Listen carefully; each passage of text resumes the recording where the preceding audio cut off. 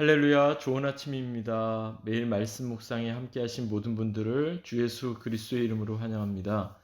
이 아침 말씀으로 하루를 여시는 여러분 그리고 여러분의 가정, 자녀, 학업, 일터 가운데 하나님의 각별한 은혜와 평강이 함께하시기를 간절히 기원합니다. 5월 9일 금요일 말씀 묵상 시작하겠습니다.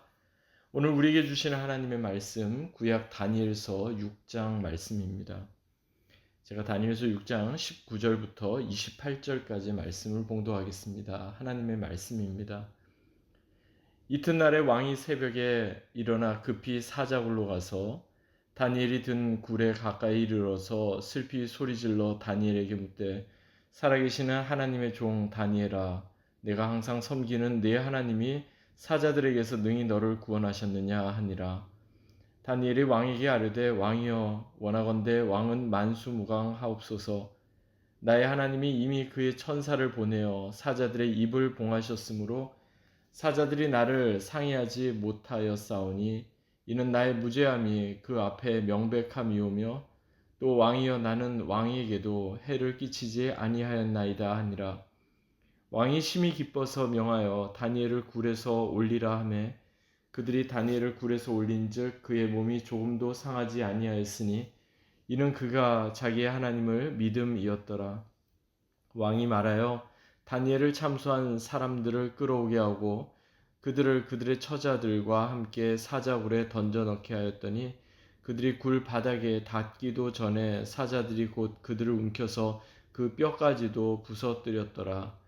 이에 다리오 왕이 온 땅에 있는 모든 백성과 나라들과 언어가 다른 모든 사람들에게 조서를 내려 이르되 원하건대 너희에게 큰 평강이 있을지어다. 내가 이제 조서를 내리노라. 내 나라 관할 아래에 있는 사람들은 다 다니엘의 하나님 앞에서 떨며 두려워할지니 그는 살아계시는 하나님이시요 영원히 변하지 않으실 이시며 그의 나라는 멸망하지 아니할 것이요 그의 권세는 무궁할 것이며 그는 구원도 하시며 건져내기도 하시며 하늘에서든지 땅에서든지 이적과 기사를 행하시는 이로써 다니엘을 구원하여 사자의 입에서 벗어나게 하셨음이라 하였더라.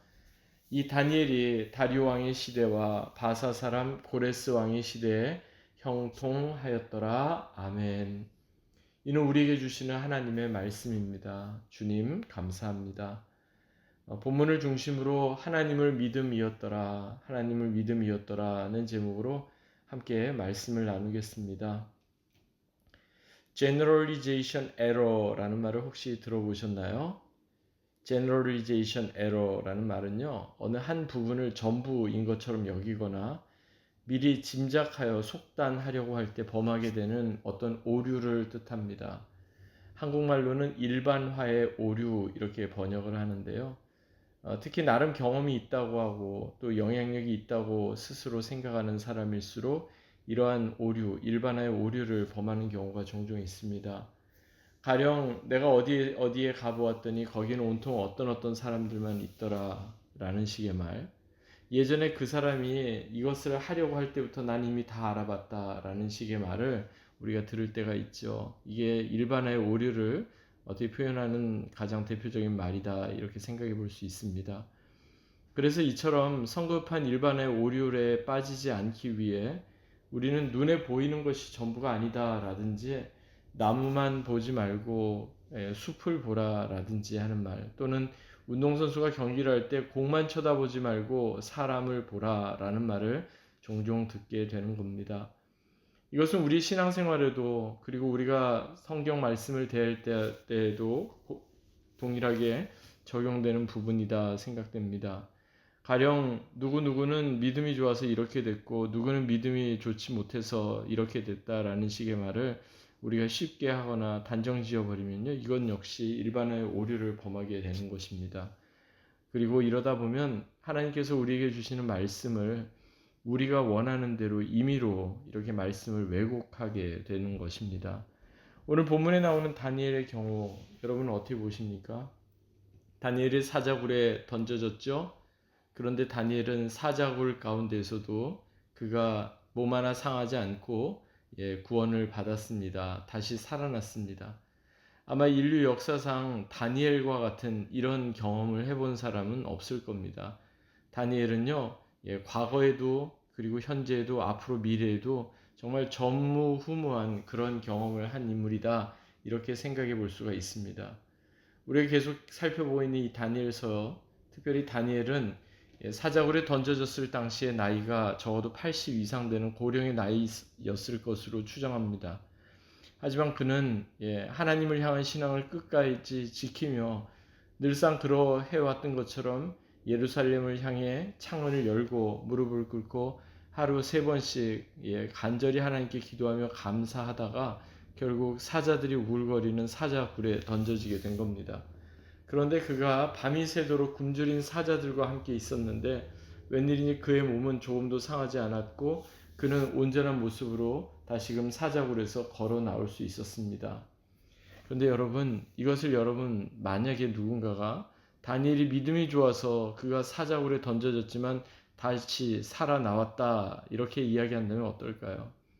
또는 다니엘이 하나님께 간절히 기도했기 때문에 하나님께서 그의 생명을 보호해 주셨고 그를 살려주셨다라고 단정 짓는다면 어떨까요? 교회 역사를 통해 보면요, 믿음을 지키기 위해 순교를 했던 수많은 인물들이 있죠. 스데반 집사, 그리고 예수님의 제자들, 또 사도 바울, 심지어는 예수님에 이르기까지 그분들은 다니엘처럼 믿음이 없어서 순교했다라든지 또는 다니엘처럼 하나님께 간절히 기도하지 않아서 순교했다라는 식으로 이렇게 생각을 한다면 이것이 얼마나 모순되는 잘못된 해석이겠습니까? 여러분, 다니엘처럼요, 죽음의 자리에서 극적으로 되살아나는 것도 물론 귀한 하나님의 은혜이지만 끝까지 하나님을 향한 믿음을 지키다가 순교로 생을 마감하는 것, 이 역시 하나님의 은혜인 겁니다. 이 부분이 물론 쉽지는 않지만 오늘 이 내용을 좀 살펴보기 원하는데요. 먼저 오늘 본문이 시작되는 다니엘서 6장 19절부터 20절 말씀 한번 보시기 바랍니다. 이튿날에 왕이 새벽에 일어나 급히 사자굴로 가서 다니엘이 든 굴에 가까이 이르러서 슬피 소리 질러 다니엘에게 묻되 살아계시는 하나님의 종 다니엘아, 내가 항상 섬기는 내 하나님이 사자들에게서 능히 너를 구원하셨느냐 하니라. 밤새 고민하며 밤잠을 설쳤던 다리오, 그가 새벽 일찍 일어납니다. 그리고 다니엘을 던져 넣었던 그 사자굴을 향하게 됩니다. 그리고는 다니엘의 생사를 묻게 되죠. 당연히 다니엘이 살아있을 거라고는 생각하지 않았던 것 같아요. 아마 다니엘의 죽음을 슬퍼하기 위해서 애도하면서 탄식하면서 그렇게 이야기를 했던 것 같습니다.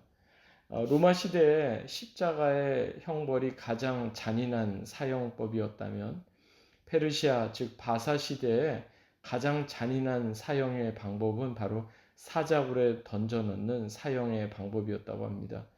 사자굴에 던져진 죄수는 마지막 숨을 거두기까지 사자들이 자신의 살점을 다 뜯고 뼈를 부숴버리고 피를 다 흘리는 극심한 고통, 공포를 직접 다 겪어야만 했기 때문입니다. 이것은 그 어떤 고통과도 비교할 수 없는 가장 극심한 고통이었죠. 그리고 그 어떤 공포와도 비교될 수 없는 가장 극심한 공포 그 자체였습니다. 그런데 이처럼 가장 잔인한 형벌인 사자굴에 던져진 형벌로부터 다니엘이 몸 하나 상하지 않고 그대로 살아나온 것입니다.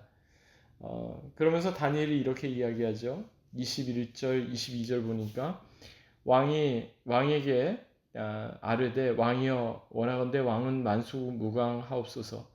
나의 하나님이 이미 그의 천사를 보내어 사자들의 입을 봉하셨으므로 사자들이 나를 상해하지 못하였사오니 이는 나의 무죄함이 그 앞에 명백함이오며 또 왕이여 나는 왕에게도 해를 끼치지 아니하였나이다 하니라. 특이한 점은요, 다니엘이 사자굴에서 극적으로 살아나오면서 하나님께서 그를 사나운 사자들로부터 지켜주셨습니다. 이렇게 고백했을 뿐만 아니라 동시에 그의 무죄함을 드러낸 그 결과였다. 이렇게 지금 해석하며 선포하고 있다는 사실입니다. 그러자 다리오 왕이 어떻게 반응합니까? 심히 기뻐서 명하여 다니엘을 굴에서 올리라 이렇게 명하죠. 그리고 다니엘이 조금도 상하지 않고 몸이 조금도 상하지 않고 그가 사자굴에서부터 나온 것을 확인한 후에 이는 그가 자기의 하나님을 믿음이었더라 선언하기에 이릅니다.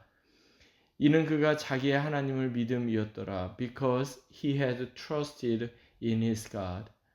즉 다니엘이 하나님 앞에서 무죄하다는 이 말의 의미는요. 다니엘 그 자신은 아무런 잘못이 없는데 지금 그가 어떤 고난을 겪었다라든지 오히려 그 역시 죄와 허물이 많은데 하나님께서 그냥 이번에 이렇게 은혜를 베풀어 주셨다라든지 그런 의미이기보다는 그가 사자굴에 던져진 그 마지막 순간까지도 즉 그의 생이 끝나고 그의 호흡이 끊어지는 마지막 순간까지도 그는 온전히 하나님만 믿고 의지했다, 신뢰했다. 그래서 하나님이 그와 함께 해주심을 경험했다 하는 의미로 우리가 생각해 볼 수 있겠습니다. 우리가 잘 아는 찬송 가운데 구주 예수 의지함이라는 찬송이 있죠. 이 찬송의 가사가 이렇습니다. 구주 예수 의지함이 심히 기쁜 일일세 허락하심 받았으니 의심 아주 없도다. 그러면서 이제 후렴구에 보니까요 이렇게 말씀해요. 가사가 이렇습니다. 예수 믿는 것은 받은 증거 많도다. 예수 귀한 예수 믿음 더욱 줍소서. 그렇습니다. 구주 예수 의지하는 것 그것이 우리에게 심히 기쁜 일입니다. 그리고 구주 예수 의지하여서 우리는 죄악도 벗어버리고 구원도 받은 자가 되었습니다. 그 주님을 더욱 의지하고 더욱 신뢰하실 수 있기 바랍니다. 우리는요, 그리고 우리가 가진 믿음은요, 사람들이 생각할 때 그것은 어떤 일회적인 것처럼 생각하고 지나갈 때가 있지만 우리의 믿음은 지속적인 겁니다. 믿음은 여정입니다. 그리고 믿음은 분명하지 않은 현실 속에서도 끝까지 하나님을 신뢰하는 겁니다. 지속적으로 하나님을 의지하는 겁니다. 그러므로 이는 그가 자기의 하나님을 믿음이었더라. 이 말씀은요.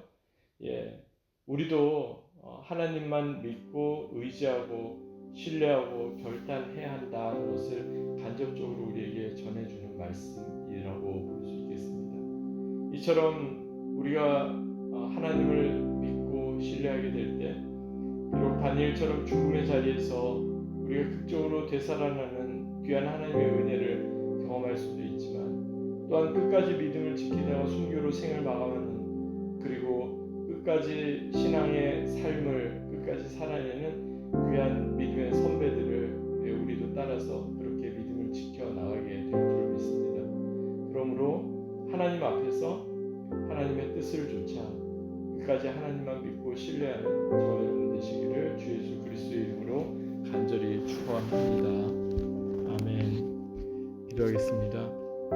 하나님 아버지 감사합니다. 다니엘이 그랬던 것처럼 우리도 살아계신 하나님, 우리의 하나님을 끝까지 믿고 신뢰하며 그렇게 살게 하여 주옵소서. 그래서 어떤 상황 가운데서도 끝까지 믿음을 지키며 하나님의 은혜로 매일매일 살아가는 우리 모두가 되게 하옵소서. 감사드리며 존귀하신 주 예수 그리스도의 이름으로 간절히 기도하옵나이다. 아멘. 오늘도 하나님 온전히 신뢰하고 믿음으로 승리하는 귀하고 복된 하루 되시기 바랍니다. 주님의 이름으로 축복합니다.